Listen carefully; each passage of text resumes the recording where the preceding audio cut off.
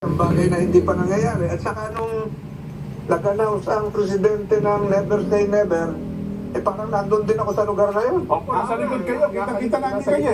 Binabanggit O nga po kaya namin yung magkamali ng sasabihin, kung ano mang opinion bilang isang abogado, hintayin ko muna kung ano yung Tama. nasa realm of possibilities na pwedeng mangyari. Kasi magiging judge. Tama. Magiging judge kayo di ba? Senator Judge. Kung magiging wet, mahirap mag-wet na hindi ka pa nag-uwes, wala pa yung kaso, meron ka na nilalabas na Statement. panubid. Tama. Sa hudikatura, pagka ganon, mga huwes, pag nagsalita ka ng tungkol sa isang kaso, ikaw ay pinadidisqualify. Inhibit. Tama. Ay napa-inhibit ka. Opo. So, tayo natin mangyari yung ganon na wala pa naman, ikaw ay magkokomento.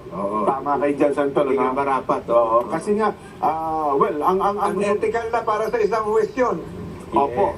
Ang binabanggit nga dun dito kasi kapag ka meron ganitong usapin, sa kabuuan talaga mahihinto no? Mahihinto ang gawain ng ating pamahalaan Trabaho ng Senado, yung trabaho ng buong Kongreso.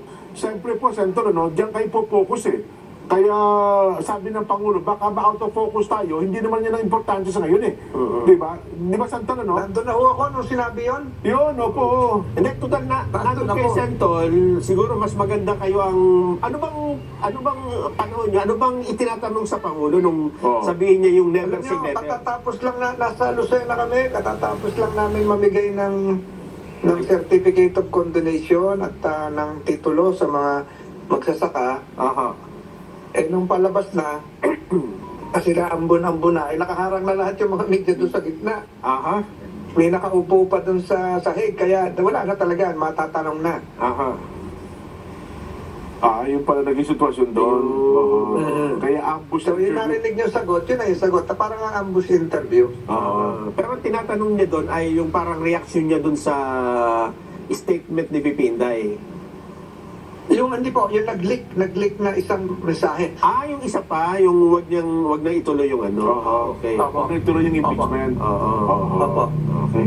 Anyway, Sen, sige po, at least ginagalang natin ng inyong opinion. Tama nga naman, Upo sa bagay na ito. Pero yung ano na lang, yung procedure na lang bigyan nyo lang kami ng idea. Pag nagsampa ng ganyan, usually ano bang yan? Sa pagkakalam nyo, di ba, magagaling sa Committee on Justice muna yan. Opo. Ng lower house, tapos kung merong... Ipapasok sa section, di po ba?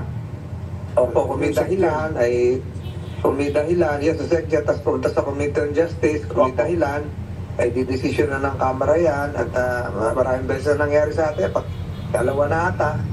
Pagkatapos po, kung pagbubutuhan nila, kung isasampa sa Senado, at sila na rin po ang bubuo ng prosecutors, yung lower house, kami naman, kami yung aktong huwes ng impeachment court na katoga, at yun din magdidesisyon, 2/3 vote. Ganun po.